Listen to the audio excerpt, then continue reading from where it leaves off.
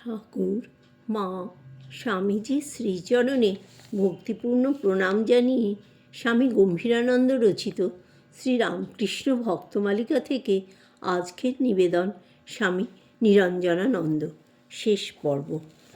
শ্রী শ্রী মাতা ঠাকুরানীর প্রতি নিরঞ্জনানন্দের শ্রদ্ধা ছিল অনুপম। ইহার উল্লেখ করিয়া স্বামী বিবেকানন্দ একবার একখানি পত্রে তাহার অননুকরণীয় ভাষায় লিখিয়াছিলেন, নিরঞ্জন লাঠিবাজি করে, কিন্তু তার মায়ের উপর বড় ভক্তি, তার লাঠি হজম হয়ে যায়। বস্তুত এই ডানপিটে মানুষটির অন্তঃস্থল যে কত কোমল, কত ভক্তি শ্রদ্ধায় পরিপূর্ণ ছিল, তাহা কেহ বাহির হইতে বুঝিতে পারিত না। শ্রী শ্রী ঠাকুর তাহার অনন্ত ভাব লোকসমক্ষে প্রকটিত করিবার জন্য যেসব সাঙ্গপাঙ্গকে লইয়া আসিয়াছিলেন, তাহাদের প্রত্যেকেরই চরিত্র লোকাতীত এবং বিস্ময়কর। অতএব বাহ্যত কঠোর হৃদয় নিরঞ্জন মহারাজের হৃদয়ে কোথায় কোন দেবদুর্লভ ভাব আত্মগোপন করিয়াছিল, তাহা আমরা বুঝিব কীরূপে? তাহার মাতৃভক্তির কিঞ্চিৎ পরিচয় কবি গিরিশচন্দ্রের কথায় পাওয়া যায়। তখনকার দিনে অনেক ভক্তই শ্রী শ্রী মাকে শুধু গুরুপত্নী রূপে জানিতেন। জগজ্জননী রূপে তিনি তখনও অনেকের হৃদয়ে আবির্ভূত হন নাই। ওই সময়ে জনৈক ভক্ত শ্রীযুক্ত দানাকালের গৃহে উপস্থিত হইয়া ঠাকুরের বিভিন্ন প্রকারের ছবি দেখিতে পাইলেও মায়ের ছবি না দেখার কারণ জিজ্ঞাসা করিলে দানাকালী ঠাকুরকে দেখাইয়া বলিলেন, ইনিই আমার মা, ইনিই আমার বাবা। এই ঘটনা উক্ত ভক্ত গিরিশচন্দ্রের নিকট নিবেদন করিলে তিনি বলেন, আমি কি প্রথমে মানতুম, নিরঞ্জনই আমার চোখ খুলে দিলে। বস্তুত ওই সময় অপর কেহ কেহ মায়ের স্বরূপ অবগত হইয়া থাকিলেও প্রকাশ্যে উহা প্রচার করিতেন না, মনে মনেই ওই ভাব পোষণ করিতেন।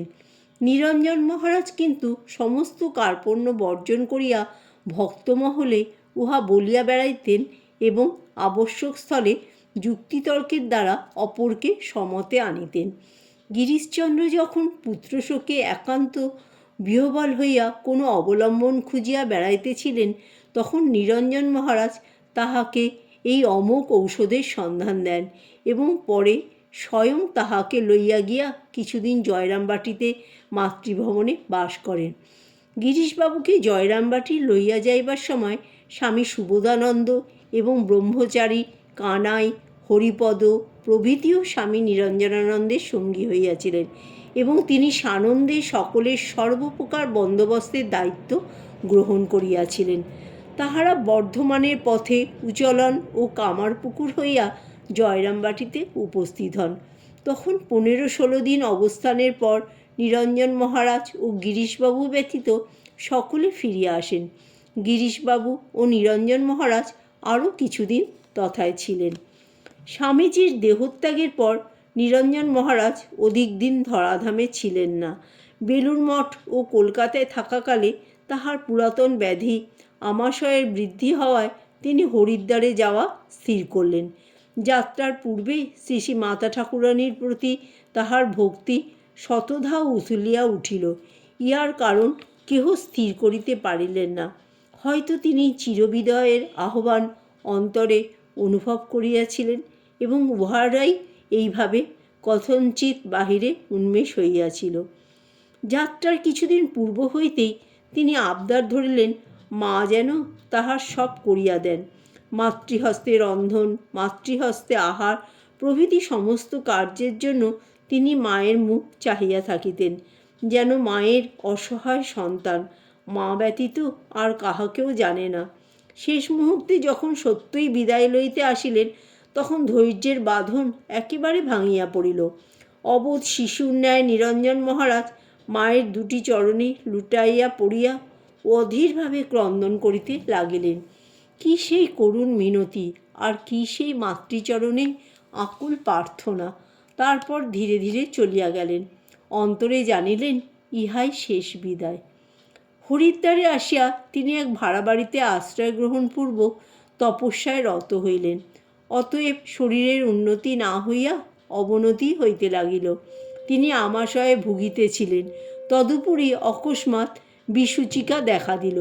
সেই প্রাণঘাতী রোগেই 1904 খ্রিস্টাব্দের 9ই মে বীরভক্ত জগজ্জননীর ক্রোড়ে বিশ্বজ্জায় চিরতরে চক্ষু মুদ্রিত করিলেন। সেই দৃশ্য একদিকে যেমন হৃদয় বিদারক, অপরদিকে তেমনি বৈরাগ্যমণ্ডিত। পুণ্যতোহা জাহ্নবী সকাশে তিনি শেষশয্যা গ্রহণ করিয়াছিলেন। সেবক কত অনুরোধ জানাইল শেষ মুহূর্তে সান্নিধ্য লাভ ও সেবার অনুমতি পাইতে, কিন্তু নিঃসঙ্গ সন্ন্যাসীর মন তখন সপ্তম সুরে বাধা, আর গীতার বাণী স্মরণ হইতেছে। জনসমাজে বিরক্তি, তাই সেবককে সে অনুমতি দিলেন না। এমনকি সেবক আদেশ অগ্রাহ্য করিয়া নিকটে অগ্রসর হইলে তাহাকে নিরস্ত করিবার জন্য স্বামী নিরঞ্জনানন্দের দুর্বল দেহ কোথা হইতে যেন অমিত বল সঞ্চার হইল। চক্ষু দুইটি ঠিকরাইয়া পড়িতে লাগিল, আর বিরক্তির সুরে বলিলেন, তুমি কি আমায় নিশ্চিন্ত মনে মরতেও দেবে না? সন্ত্রস্ত সেবক সরিয়া গেলেন। তিনি আবার যখন ফিরিলেন তখন অঞ্জনবিহীন, বন্ধনশূন্য, নিত্য নিরঞ্জন, জাগতিক সমস্ত সম্বন্ধ হইতে নির্মুক্ত হইয়া চিরসমাধিতে নিমগ্ন। জয় ঠাকুর, জয় মা, জয় স্বামীজি।